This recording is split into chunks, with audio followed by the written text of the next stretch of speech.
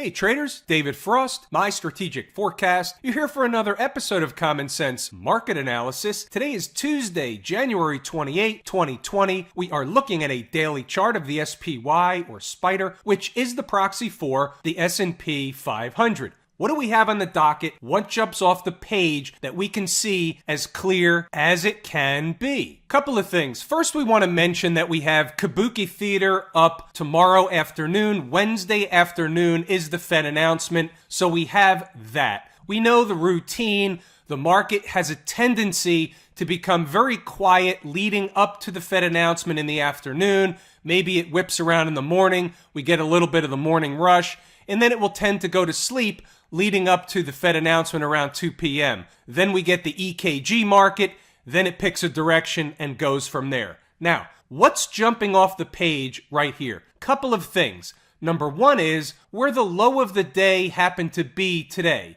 The important 323.84, look where we closed yesterday. Look where the low of the day was today. We ricocheted off that price and traded higher.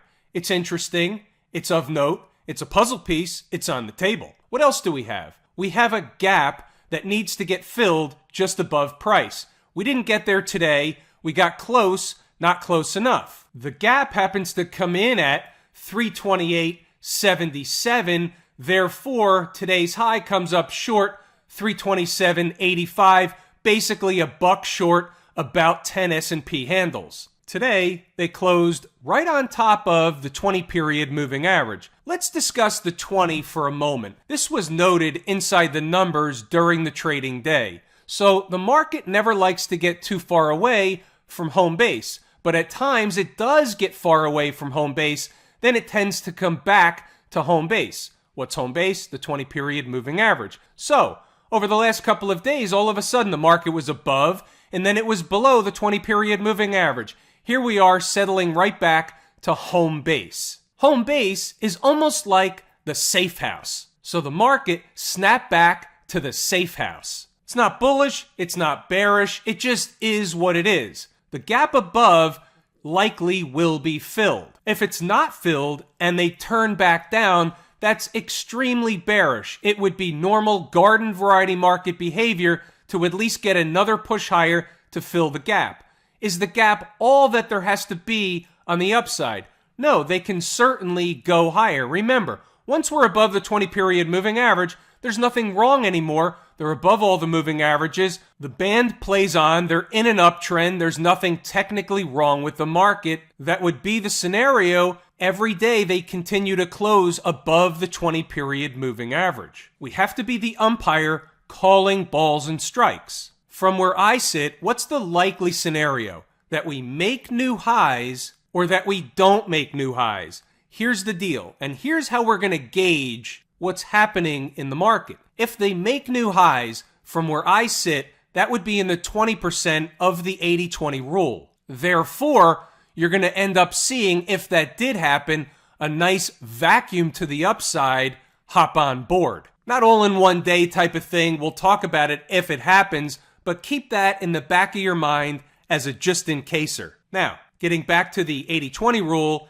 80%, meaning from where I sit, this should have been leg one of a multi-leg downturn in the market that is not supposed to be a 3 to 5 day pullback setting the table for new highs. That's what's not supposed to happen, but we have to have an awareness that we always expect the unexpected in the back of our mind. We're not going to be surprised if something whacked out happens. Was there institutional conviction buying today at any point in time? Well, for that, we simply look down to the volume and we find out that we're right on top of the 90-day average volume, about 60 million shares. The last couple of days when the market dropped, we had significantly more volume. More volume on the way down, less volume on the way up, institutional participation on the way down, not so much on the way back up. Doesn't mean we can't go higher, just stating what's on the chart. About a short hop and an intermission as I'm making the video, I see Apple release their earnings. I see the stock moving, so we can watch it for a moment and figure out where's Apple going to go if it continues higher? It's obviously in an uptrend, but where is the next place that's the logical area of, and I hate to use the term in this case, overhead resistance, because how do you know where the overhead resistance is at new highs? Right now, Apple is trading basically at a new high. The old high made the other day was 323.33, and you can see where Apple is trading right around that price as we make this video. Okay, wanted to just incorporate a little bit of a short hop. Nothing new to add with Apple. Let's get back to business. Not so fast. Another little short hop. Apple's on the move. 330 is certainly possible. Look at this thing moving. It's just the next semi-fat round number. It's not really a fat round number. It's just a round number. Okay, now back to business. We don't want to waste precious time with stuff we can't do anything about. How do we think Apple should impact markets tomorrow? Well, if Apple stays up, you can count on the NASDAQ being up. And across the board, I would suggest that it certainly can be a helping hand. Maybe it can help the SPY get to do what? Fill the gap. See how this all ties together? They're all puzzle pieces. They all snap together. They all make a picture. Small pictures equal a larger picture. A few larger pictures equal a nice big juicy picture. Also, folks that have taken the course at Lazy E-mini Trader will notice something else happen today. They'll notice a particular area that the market found resistance at. This is certainly a module within the course, and when you run the numbers, it actually did the thing just about to the penny. So just like anything else, the market goes in stages. It's one step at a time. First, it has to do certain things, achieve certain resistance areas. If it can get above and stay above said resistance areas, they become support, and we look to the next resistance area up above. If it can't stay above what is going to be a resistance area, then it was resistance, the market gets rejected, and we look down to the next support. That's the way the market works. We take it one price at a time. Now, the fascinating thing is you can take one price at a time from a larger picture chart, from a weekly chart, from a daily chart, and we can get different prices from different charts, which help us with our intraday trading activity come up with all the variety of support and resistance, also known as important numbers. How do we do all this? All this is taught in the course at Lazy E-mini Trader. I mentioned inside the numbers a couple of times. Let's take a peek at what we were discussing inside the numbers first thing in the morning. Focus in on, guess what number is still important? Right, ES 3253. That's the S&P E-mini futures contract. Until and unless the bull market participants can get price over and above on hourly closes, still no dice. Now at the time, the pre-market futures were trading higher, but we're already focused on this number. That's going to come back around in a moment. Let's take a peek at what else was said inside the numbers in the pre-market notes, and then we'll scroll upward and we'll see what happened as the trading day gets underway. As the morning rolls on, you'll see what was being discussed inside the numbers. The market is fluid. We're focused on 3253. Pay attention and read the notes and see how the market unfolds in and around 3253, and around 10 o'clock in the morning, we're pretty sure they held the number. It was an important number yesterday. It was an important number yet again today. We do this over and over and over again. You see here a lot of times in these videos, even from a daily chart and larger perspective, we zero in on an important number, and we're able to take advantage as the market trades in and around that number, treating the number as a pivot. So let's just scroll up, and you can start and stop the video anytime you like. You can read the notes at your leisure.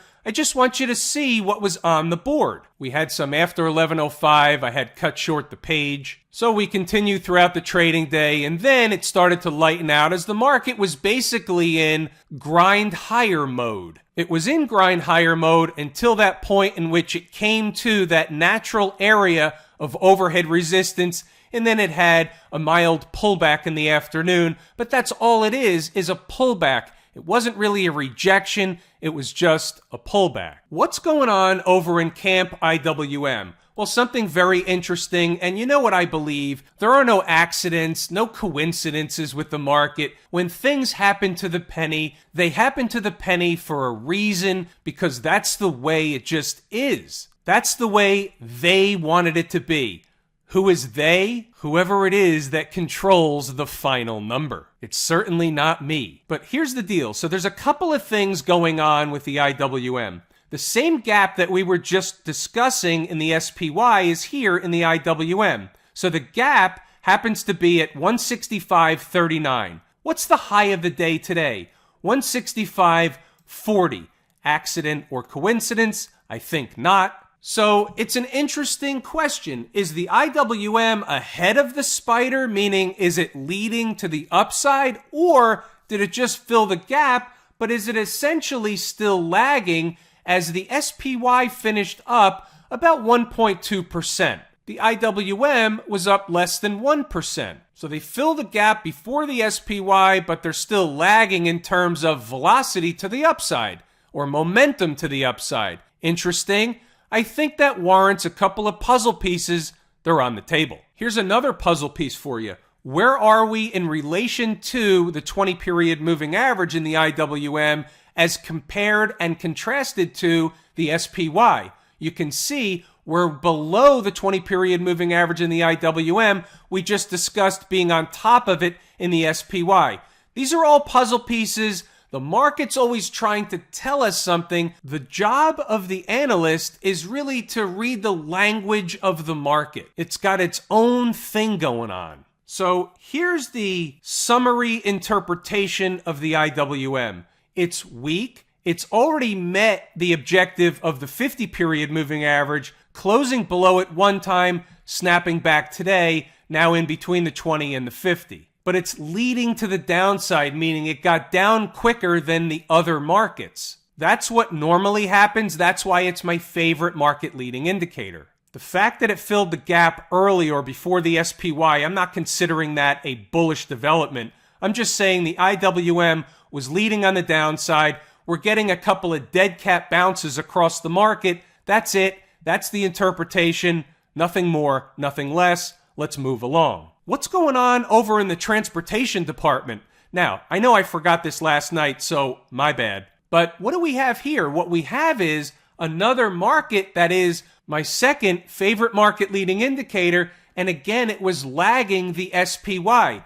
Of note, puzzle piece on the table. And by the way, sometimes 1 + 1 doesn't always equal 2. A lot of the time, when we have the IWM leading to the downside, the transports leading to the downside, or both lagging the market, depending on the interpretation, just using a hypothetical situation. Sometimes when both these markets are doing the same thing and they're trying to tell us something about what's going on in the bigger picture, sometimes 1 and 1 makes 3. This market is below the 20-period moving average, below the 50-period moving average, and was only supported by a pivot low over here, now beginning to ride in between the 50 but just up above the 100-period moving average. The transports is the weakest market of the bunch. Let's not forget, the transports is my favorite canary in the coal mine. The Qs, what's going on in Silicon Valley with the tech space? Well, it looks much like the SPY. Headed for the gap, didn't fill the gap, got close. It's really much of the same story. The only difference here is the market, meaning the Qs, is stronger than the SPY.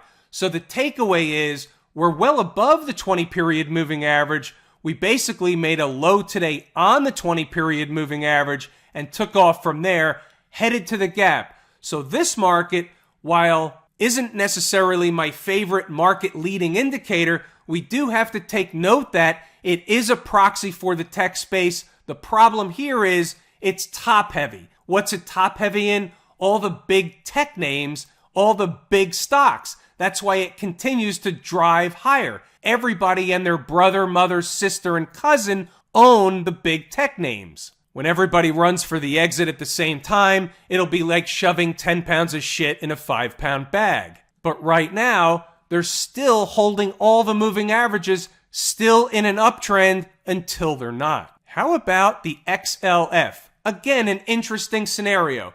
There's only about one person on the planet, plus anybody else that I would have told what an important number is on the chart, and then we look at the closing price of $30.27 and we say, accident or coincidence? A recapture of a breakup candle low or just a coincidence? I don't know. Time will tell. It seems to me there are no coincidences. It seems to me that if we can recapture, or they can recapture, the 50-period moving average in the XLF, they can get something cooking again to the upside. Until and unless that happens, it was basically fill the gap, and until we see more, there is nothing more to see. I think the close is interesting. They had an opportunity, by the way, to close anywhere they wanted.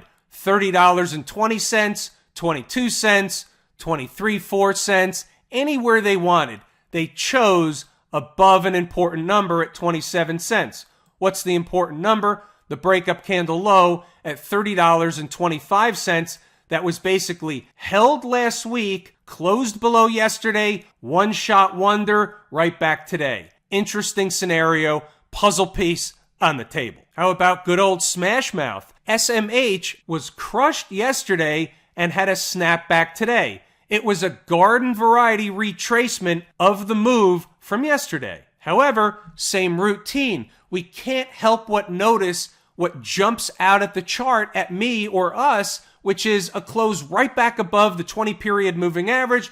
We're right back into, there's nothing wrong with the chart. It's in an uptrend. They went right back into a former breakout area. We also want to take notice a couple of things. Tremendous volume spike yesterday as compared to most every other day. Not all days, but most every other day. It was really a pretty good spike in percentage terms. So we have to take note of that. On the snapback today, it was average volume. Okay, but here's the other thing. Look how far the SMH is away from its gap. Are they going to have another tremendous day and go fill the gap? Or will they ultimately come up short, showing really bearish behavior? That's projecting, it's hypothesizing. We don't know what's going to happen. I'm just saying we have to be pre-prepared. If, in fact, we get to the point where we see the market turn around and the SMH has not filled its gap, watch out. That would be a market tell. We don't know that that will happen. They could fill the gap first thing in the morning. What if we look at some of the big tech names that we mentioned before and see where they are on their daily charts relative to everything else we just discussed? Amazon, interestingly enough, almost filled its gap, but here's the issue. And I wouldn't call it an issue, but I just did. But here's the thing. Here's a breakup candle low. That low happens to be $17.99. We'll just call it $1,800. Then you have a gap below that. But look what happened. We were making like a bull flaggish pattern that broke down, but the breakup candle low was never even reached nor given way to. So therefore, this bullish pattern, while it's not a flag pattern any longer, this bullish pattern is still essentially intact. It's a little bit of a slop fest, but it is what it is. What's going on over in Apple? So Apple did make a spike up. Did they get to 330? They got to 327.90. I think that's what that was. Yep, 327.90, and they're pulling back. So we'll see what happens tomorrow with Apple. Anything goes. You can wake up, it could be 340. You can wake up, it can be 310, or any other number for that matter. Facebook, a little bit ahead of the curve. We're comparing to the gap, the moving averages. So Facebook is essentially regained the 20-period moving average, filled the gap. It's in an uptrend. Nothing technically wrong with Facebook. Umpire calling balls and strikes. Netflix had that tremendous move in an uptrend, high on the chart, nothing technically wrong with Netflix. Google, on the other hand, telling a different tale. So Google, you can see high on the chart relative to the moving averages, meaning still in the uptrend, but look what happened over the last few days. That's indicative, or at least more indicative, of a top than we've seen in some of the other charts that we just looked through. So Google is not close to filling the gap yet. More similar to the SMH than anything else that we've seen. Pretty good sharp decline into its 20-period moving average. The weekly close will be important for Google. As we look at the weekly chart, we can make a case that was a reversal or a topping signal on the weekly chart last week. Now, from a weekly chart perspective, we're still holding the most recent breakup candle low, so technically speaking, it's really nothing wrong with Google on the weekly chart. So we need more information. We'll see. And by the way, look how far away it is from its 20-week moving average. So there's a lot of things that actually conflict with each other on the Google chart. That's what happens in live TV. You get live chart analysis. I'm giving you what I'm seeing at present. I didn't review the Google chart before I turned on the video. So what do? You get inside my head, which is what? A dangerous place to be. Have I mentioned how much I appreciate each and every one of you? Without you, these videos are not possible. This is a great place to pull the ripcord for today. I will do that. It was everything that I wanted to and intended to discuss today. I'm David Frost, my strategic forecast. Thanks for tuning in for another episode of Common Sense Market Analysis.